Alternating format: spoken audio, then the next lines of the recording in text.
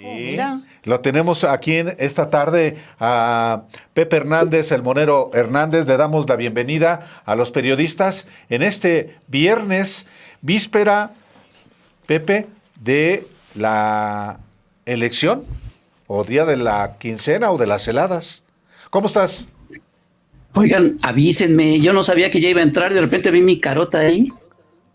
¿Qué tal que me estaba sacando un moco o algo? Avísenme, pues diría Como diría el clásico. la paloma, este locutor de Coahuila. Sí.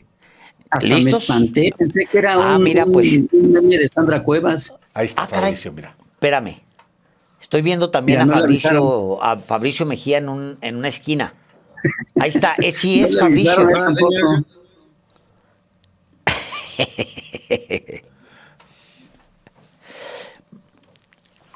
Bienvenido, Fabricio, ¿cómo te va? También muy buenas tardes de este viernes. Gracias también a Pepe por la oportunidad de acompañarle a usted que nos ve y que nos escucha en México y otros lugares del mundo, pues en vísperas de lo ¿qué representa? Comienzo por ahí esta primera pregunta, José Hernández. ¿Qué significa para México esta primera elección de juzgadores que tiene claramente sus malquerientes en una franja pues de mexicanos del calibre de Enrique Krause, de Chumel Torres, de Pati Chapoy, de personajes de ese mismo nivel? Sí, contra la docta opinión de esos personajes, realmente, pues lo que yo pueda decir, no creo que tenga mucho interés, pero bueno, como un ciudadano más, pues sí tengo una opinión. ¿Qué representa esta elección? Yo creo que representa muchas cosas. De entrada, representa la democratización absoluta del gobierno mexicano. El gobierno mexicano se conforma de tres poderes: el ejecutivo, el legislativo y judicial. Este último, desde hace, en algún momento de la historia, sí se elegía mediante el voto, pero desde hace ya muchísimas décadas no es así. Y a lo largo de todo este tiempo, pues se convirtió en el poder más oscuro, más conservador, y por fin, después de muchísimos años, pues tenemos la oportunidad de elegirlo mediante el voto ciudadano. Representa también que se cumple lo que se erigió como una propuesta, entre muchas otras, en la campaña del año anterior, que era precisamente eso, ¿no? La reforma judicial, y que para poder lograrla, pues se propuso este plan C, que era la mayoría en las cámaras. Contrario a lo que muchas personas pensaron, sobre todo las personas de la oposición, los que votaron por Xóchitl Gálvez, algo que parecía imposible lograr, pues se logró. Y se logró con creces. Y lo que va a suceder el domingo es la materialización de eso.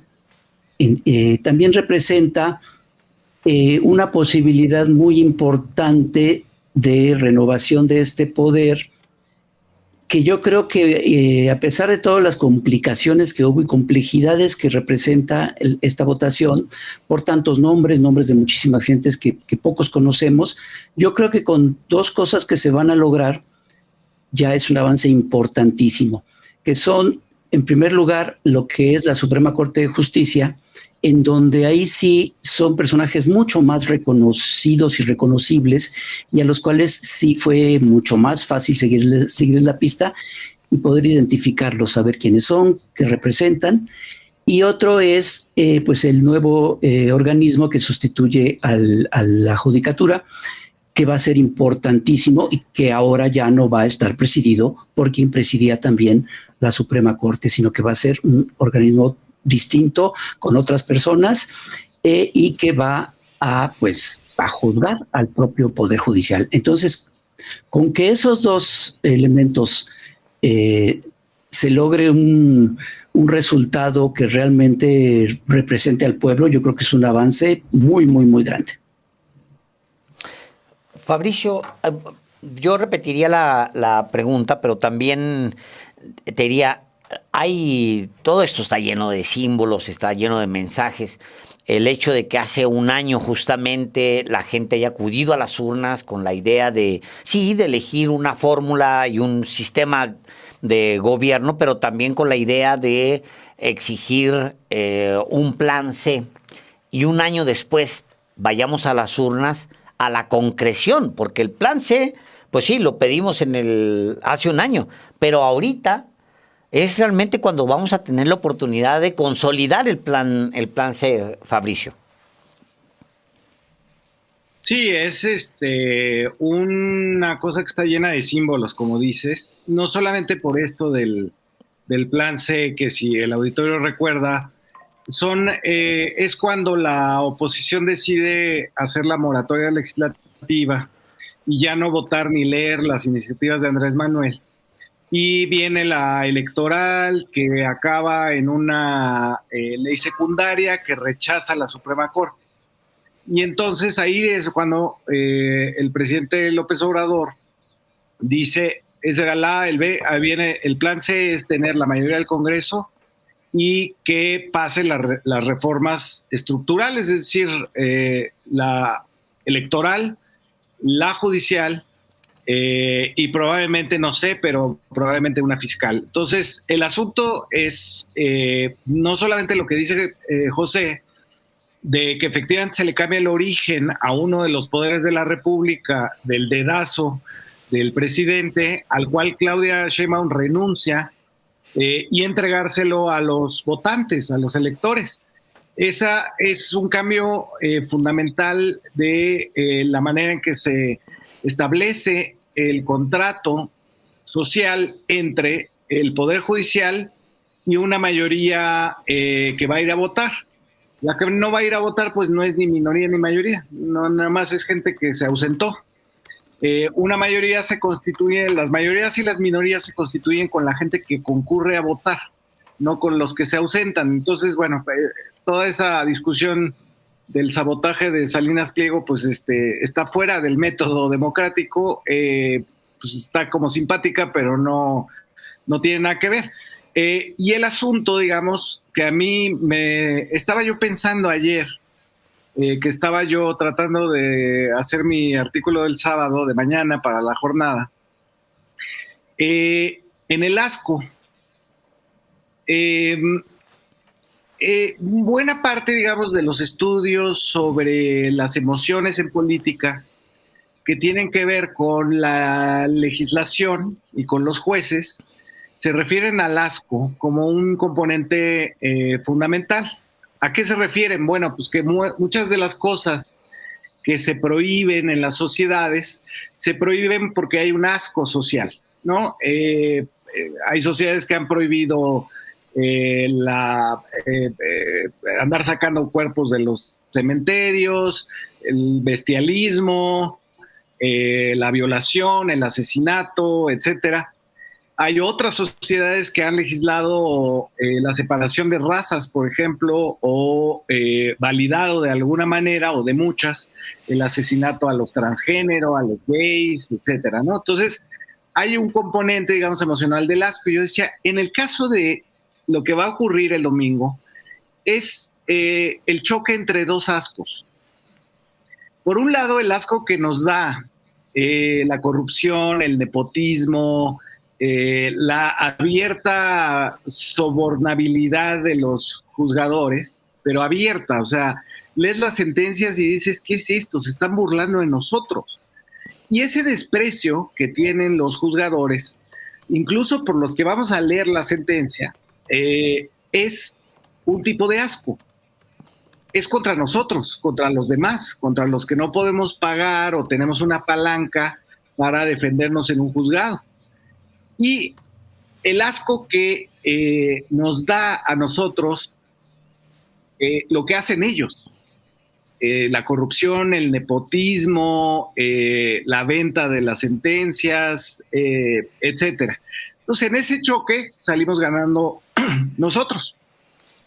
Y lo que vamos a hacer es ir diluyendo una serie de, digamos, prejuicios que tenemos en México, que se echan a andar cada vez que se echa a andar el mecanismo comunicativo de la justicia. Por un lado, digamos, esta idea de que la víctima siempre es responsable del destino que le sucedió, ¿no? El caso de Bani, el caso Ariadna, bueno, Aguilar Camín, ese prohombre con el que no podemos discutir porque efectivamente su conocimiento es tan vasto que no nos atreveríamos ni José ni yo. Aguilar Camín dijo de los colaboradores de Clara Brugada en el gobierno del DF, de estos servidores públicos, dijo eran unos muchachos exhibiéndose, ¿no? Era como si hubieran facilitado que los asesinaran. Entonces, esa idea, digamos, con la nueva estructura judicial se irá diluyendo, supongo yo. Y también se irá diluyendo una cosa que es muy importante, que es la idea de que los jueces son neutrales emocionalmente. No lo son. Tienen todas las emociones que tenemos nosotros y comparten las emociones de la sociedad a la que pertenecen. Les da igual vergüenza, les da pudor, les da ganas de hacer justicia, fervores morales, etcétera, igual que todos nosotros. Entonces, lo único que estamos haciendo en este caso es decir, vamos a quitar a los que a los que dicen que son neutrales emocionalmente en un juicio y vamos a preferir a los que están a favor de los pobres, de los más vulnerables, que no son imparciales cuando se trata de la desigualdad. Exactamente en 3 meses, el 30 de agosto, Norma Piña agarrará sus chivas del edificio de la Suprema Corte y adiós. Decidió no inscribirse para ser ministra, pero con ella se van también Jorge Mario Pardo de Bolledo, Alfredo Gutiérrez Ortiz Mena, Alberto Pérez Dayán, Javier Lainez Potisek, Juan Luis González Alcántara Carrancá y Ana Margarita Ríos Farjat. Se van con el aplauso de un sector, con el repudio de otro, pero ¿qué va a pasar a partir del 1 de septiembre, José Hernández, en los próximos 9 años que tendrán como periodo los nuevos ministros de la Corte, los nuevos magistrados, los nuevos jueces? 9 años, ¿cuál es el reto? Porque lo importante no es solamente que haya una elección, como la habrá, sino qué misión tienen los nuevos juzgadores federales en México. Pues sí, se van y de entrada a mí me parece muy lamentable que se vaya Norma Piña, que se vaya Lainez Potisek y todos estos personajes. A mí personalmente sí me va a doler mucho. Hubo un tiempo no los en vas que... a poder dibujar. Exacto, hubo un tiempo en que con trabajos conocíamos quién era el presidente de la Suprema Corte. Y de plano no teníamos la menor idea de quiénes eran los demás ministros. Pero desde hace varios años que toda la población de México conoce a todos los miembros de la Suprema Corte por nombre y apellido y sus caras. Y sus caras para mí era de lo más fantástico, porque de veras que dibujar a Lainez Potisek con el peluquín ese tan coqueto que tiene, Norma Piña es de veras una maravilla de dibujar, Ortiz Mena, que una vez lo dibujé como Kiko y me salió igualito. Entonces, que se vayan ellos, sí es muy lamentable para mí. ¿Qué representa, por otro lado? Pues representa efectivamente un gran reto. Todo lo que estamos viendo ahorita es totalmente inédito. Lo que vivimos en esta campaña fue inédito. Lo que vamos a vivir el domingo es absolutamente inédito. Y lo que la composición y lo que va a tener que hacer el Poder Judicial que se va a conformar a través de esta elección es totalmente inédito y se va a poner a prueba. Yo creo que lo importante es eso, es que se va a poner a prueba y va a estar en el escrutinio de todos los mexicanos. Todos los que vamos a participar y que vamos a votar y que estamos votando con el interés total de renovar un poder judicial para hacerlo funcional para la gente y no para el mismo grupito al que ha servido durante décadas, y durante muchos años se supeditó totalmente al poder ejecutivo, y de eso tenemos muchísimas muestras. Me sorprende mucho ahora estos famosos eruditos que mencionaron, como Chumel y Krause y todos ellos, que se rasgan las vestiduras y dicen que qué va a pasar, es el fin de la democracia, se va a entregar el Poder Judicial a la presidencia de la República, como si no hubiera estado durante décadas supeditado al presidente de la República. Y como bien hemos visto, pues, Claudia Sheinbaum, la presidenta, ha renunciado a ese poder y a esa posibilidad. Entonces vamos a estar a partir de septiembre efectivamente frente a un poder nuevo, más o menos, porque todavía falta una segunda parte de elección, pero que sí desde ese momento se va a empezar a poner a prueba. Y como decía hace un rato, va a estar ante el escrutinio de la gente, tanto de los que votamos, con esa expectativa de generar un nuevo poder judicial que sirva a las mayorías, como por parte de la oposición, que aunque parezca que no existe, pues todavía podemos verla con microscopio, pero la podemos ver, que va a estar igualmente haciendo campañas y campañas y campañas para tratar de desprestigiar a ese incipiente nuevo poder judicial. Decía mi mamá que había aprendido la palabra inflación de la peor manera, con la inflación, pues, ¿no? Cuando estaba la inflación aquella de los 70s y que ella siempre contaba que había aprendido, pues, qué era eso del aumento constante de precios y demás, pues era justamente eso. De repente se fue el señor o se oscureció. ¿Será qué le habrá pasado al señor Hernández? Está dibujando. Ah, está dibujando. Sí. Entonces, pues de alguna manera, ahora saber qué es un ministro, qué es un magistrado, Fabricio, pues también es consecuencia de lo mismo. O sea, no les volteábamos a ver y ahora hay que verlos, pues ni modo, porque eran una pesadilla. Eso es lo que nos pasó en los últimos años. Hubo que voltear a verlos y entender de qué se trataba ese poder, porque además costaba súper caro y era por las mismas razones que aprender de qué se trata la inflación.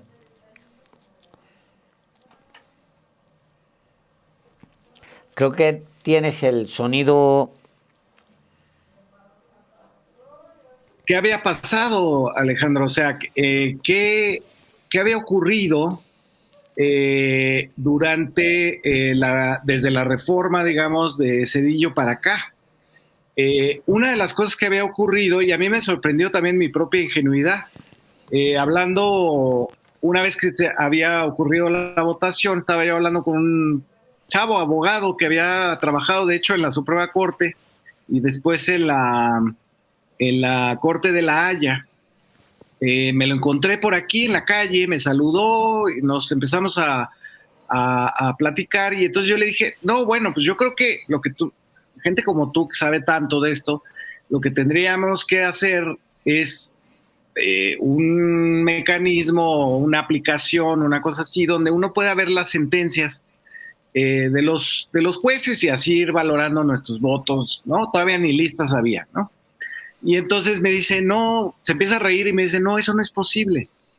Las sentencias no son públicas porque se supone que se cuida el debido proceso y la privacidad de la gente, pero de todos modos dice, no podrías buscarlas por nombre porque tienen un numerito, y si no tienes el numerito, no hay sentencia. Entonces es muy difícil hacer lo que me estás diciendo. Yo decía, ok, entonces vamos a tener una elección de juzgadores completamente a ciegas porque no sabemos las sentencias. Afortunadamente lo que vino pasando después fue que nos fuimos enterando de si tal era la esposa de no sé quién, yo ya no voy a decir nada, o si hasta aquí llegaste. tal era la hasta aquí llegué, hasta ahí llego. Ocital era, Ya regresó. había sido la procuradora de Calderón y etcétera. Entonces fue haciendo como, digamos, una atmósfera de transparentar las trayectorias políticas de los juzgadores, por lo menos los que están para la Suprema Corte y el Consejo de la el Tribunal de Disciplina, que va a sustituir al Consejo de la Judicatura, le fuimos teniendo claridad, pero fíjate de dónde partimos, Alejandro.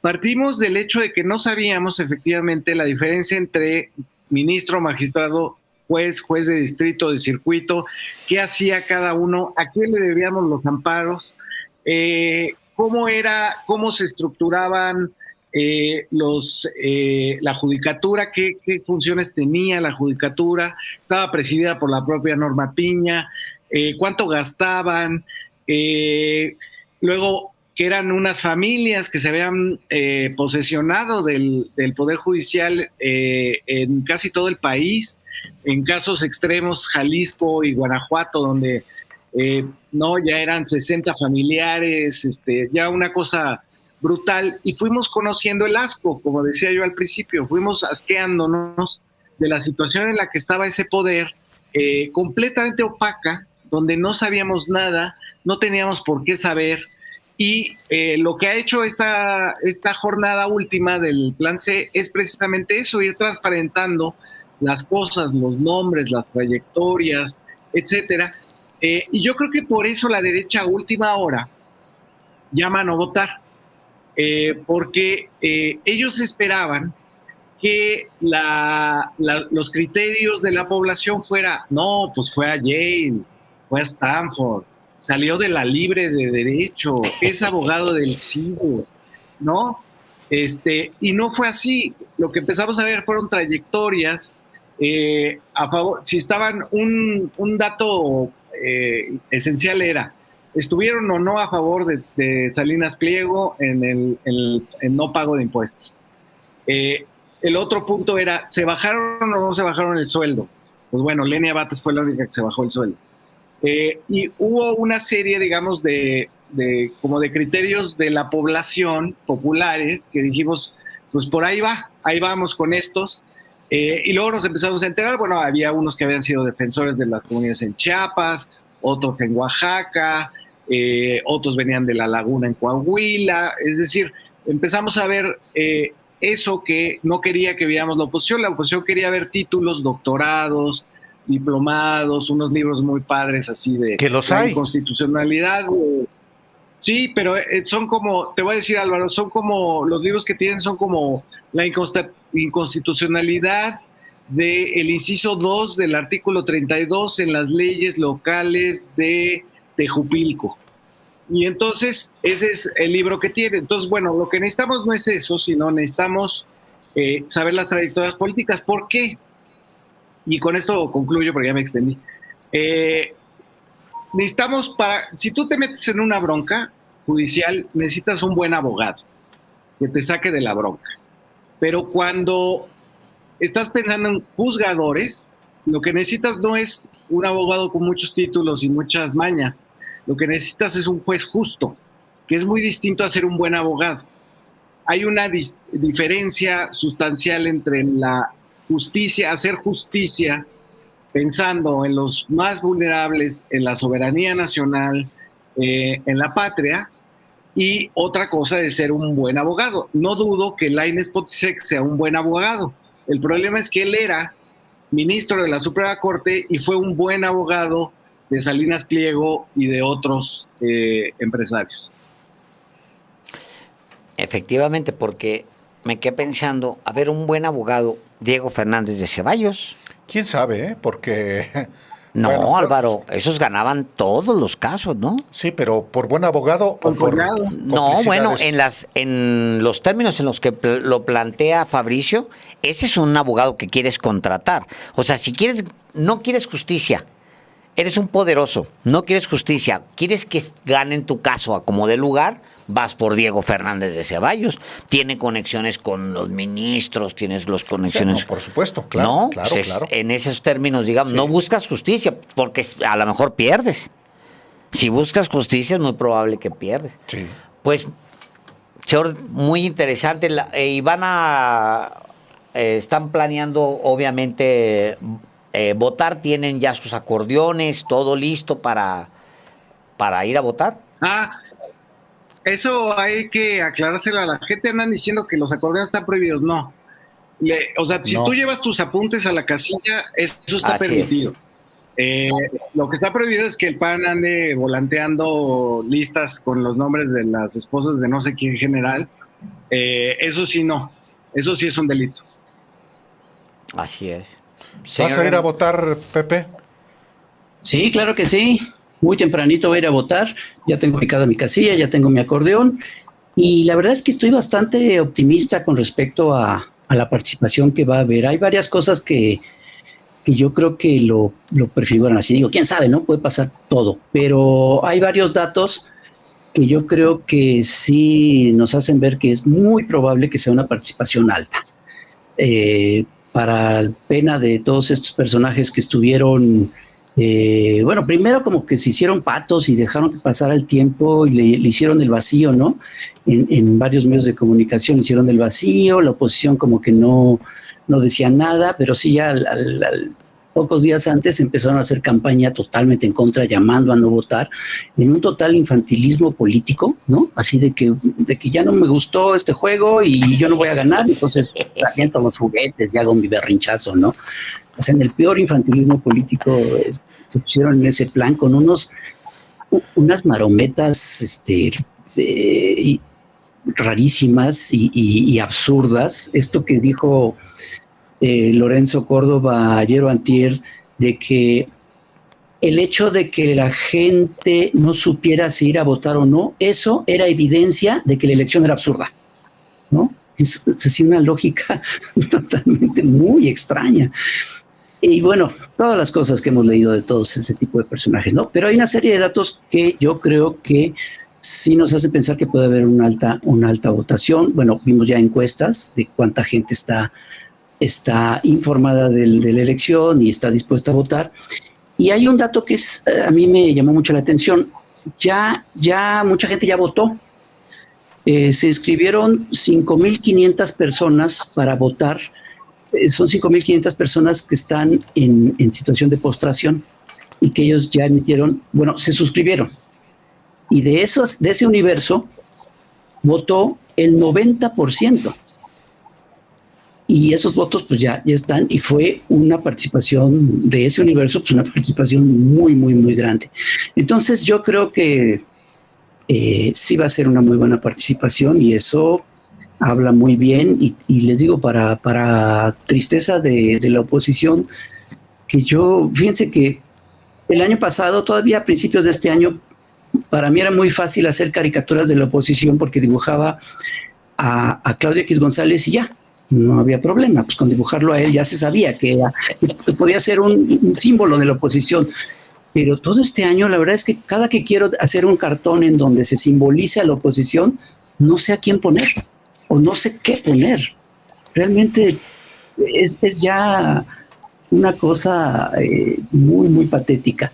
Entonces, pues ellos me temo que van a volver a hacer berrinche como lo han estado haciendo desde hace 6 años, porque no han aprendido nada en esos 6 años. Es más, el lunes se cumple un año de la elección presidencial y en este año no solo no aprendieron nada, no hicieron nada para tratar de recomponerse y recomponer su propuesta, si es que hay alguna, sino que de plano están al borde de la desaparición. Por lo menos, les digo, yo no tengo la menor idea de cómo representar en un cartón a la oposición. Qué extraño eso. Digo, es muy poderoso lo que dices, porque, por ejemplo, esta misma semana, en entrevistas que hemos tenido Álvaro y yo, nos hemos dado cuenta que, por ejemplo, no hay ni siquiera una posición unánime con respecto a esta elección. Mientras que Maru Campos y está preparando acordeones y va pues a movilizar para que los acordeones del Poder Judicial se cumplan. Pues sus pares, digamos, acá en la Ciudad de México están llamando a no votar. El presidente del PAN. En las alcaldías, Alejandro, En las alcaldías sí están movidos hay panistas. acordeones. Claro. Para tratar de poner sus piezas y al mismo tiempo en otras... La gobernadora de Guanajuato ayer declaró, voy a ir a votar.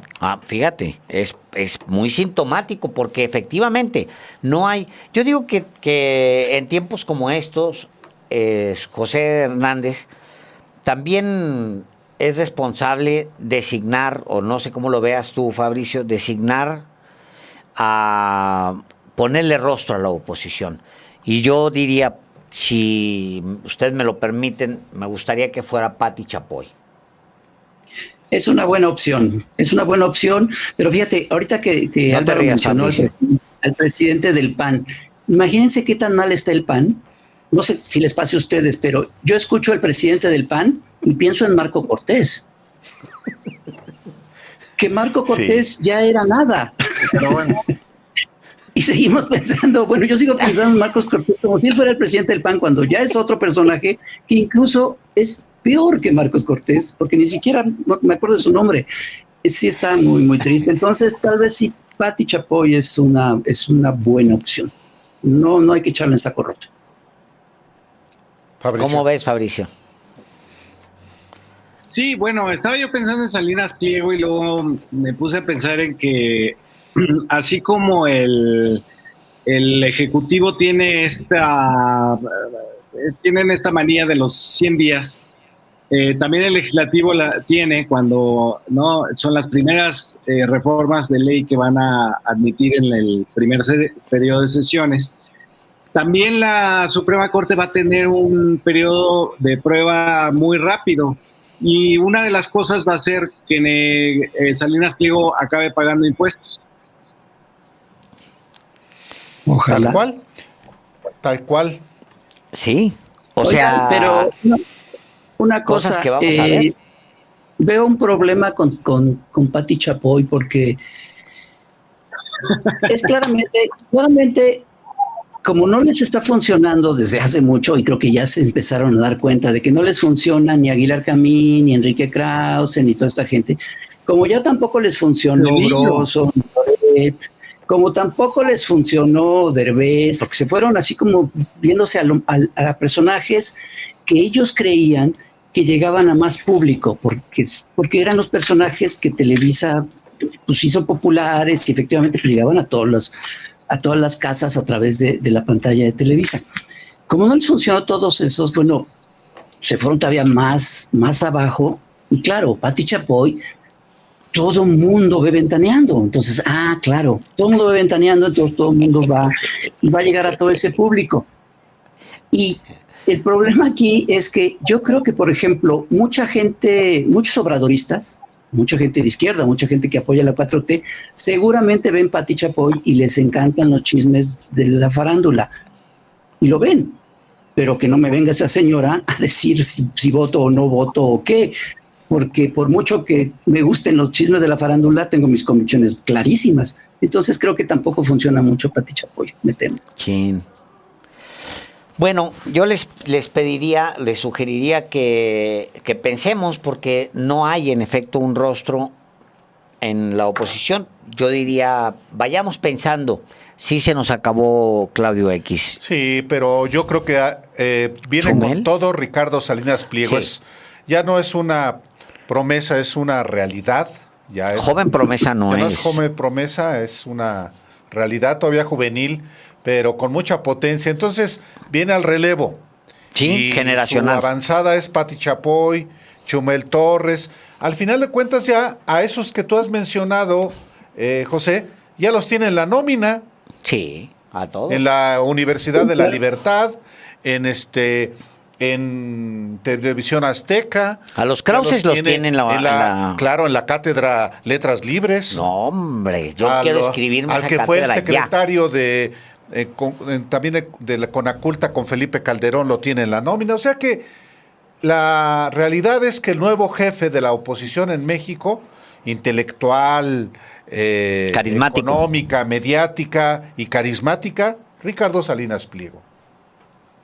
Sí. Puede ser, pues si se les Sí, sobre ocurre todo alguno, por fresco. favor me avisan, porque a mí sí me sirve mucho para mis cartones. Si se les ocurre Yo creo uno, que va por ahí. Fabricio avisa. Mejía Madrid, José Hernández, conocido también como el Monero Hernández. Gracias por esta conversación. no, al No, contrario, gracias a gracias a ustedes. ustedes.